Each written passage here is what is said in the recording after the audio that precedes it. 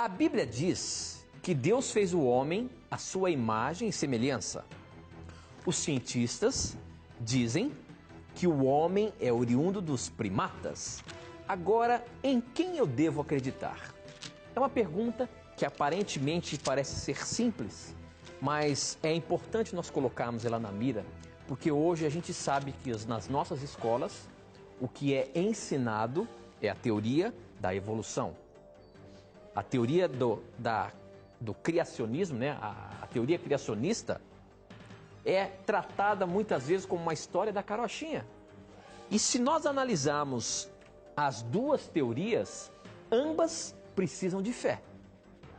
Agora, que fé que eu tenho que desenvolver na minha vida? O que a Bíblia nos diz sobre esses dois assuntos aí, professor?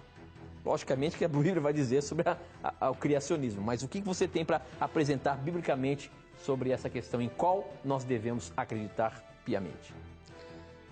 Vamos deixando de lado o ponto de vista bíblico, que é bastante claro, como o Tito bem falou. A Bíblia menciona claramente em Gênesis 1, 26 e 27 que o ser humano foi feito à imagem e semelhança de Deus. Indo para o lado filosófico da questão, ninguém, nem o que crê na evolução, nem o que crê na criação, esteve presente no início do mundo para saber o que realmente aconteceu. Estou indo para o lado filosófico, né? Então, do ponto de vista filosófico, ninguém pode provar nada. Nem um macroevolucionista esteve presente no início do mundo e nem um criacionista. Agora, nós podemos fazer o seguinte: quando nós temos duas teorias ou mais, por uma questão de razão, nós temos que avaliar qual delas apresenta o menor número de contraditórios. Certo? Agora, se você analisa a teoria criacionista e a macroevolucionista, é óbvio que a macroevolucionista tem muito mais contraditórios, né? Então vou te dar só um exemplo. Não tem que ter muita fé para crer no que Charles Darwin escreveu sobre a origem, por exemplo, dos ursos. Ele explicou no seu livro A Origem das Espécies que certa vez as baleias, por ficarem muito tempo com a boca aberta para se alimentarem, acabaram se transformando num urso gigante.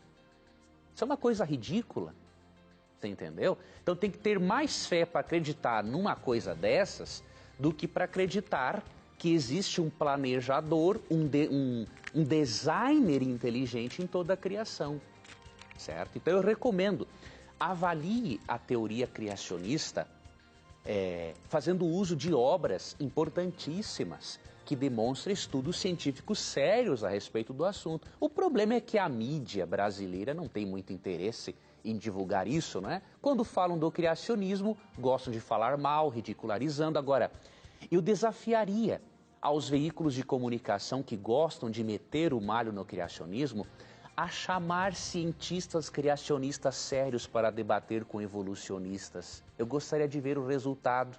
Eu gostaria de ver se a mídia brasileira continuaria nessa sua postura arrogante, achando que sabe tudo, não é? E vou orientar também a você a entrar num site muito importante, dois na verdade. O primeiro é o site da Sociedade Criacionista Brasileira, scb.com.br ou .org.br, me esqueci agora, mas você vai encontrar facilmente, Sociedade Criacionista Brasileira. Ali você vê vários estudos, né, artigos de gente que faz ciência de maneira séria e ao mesmo tempo crê no criacionismo. E você também pode acessar o site ou blog criacionismo.com.br do jornalista Michelson Borges, e você vai perceber que muito do que a mídia apresenta sobre a macroevolução está mais por fora que arco de barril.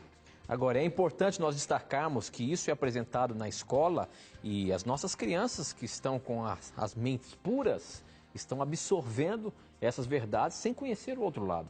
E nós, como pais, temos a responsabilidade de apresentar essas verdades bíblicas para que a própria criança possa saber o que é certo e o que é errado. E um detalhe, Tito, importantíssimo, nas universidades adventistas do sétimo dia, tanto o criacionismo quanto o evolucionismo são apresentados para os alunos, né?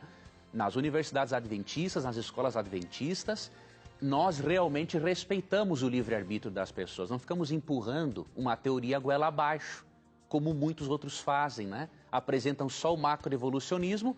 Agora, o que um cientista criacionista, o que um cientista do designer inteligente diz, ou o que um cientista evolucionista diz e questiona a respeito da própria macroevolução, isso não é divulgado para os alunos, né? Então isso, infelizmente, é uma vergonha. Muito bem.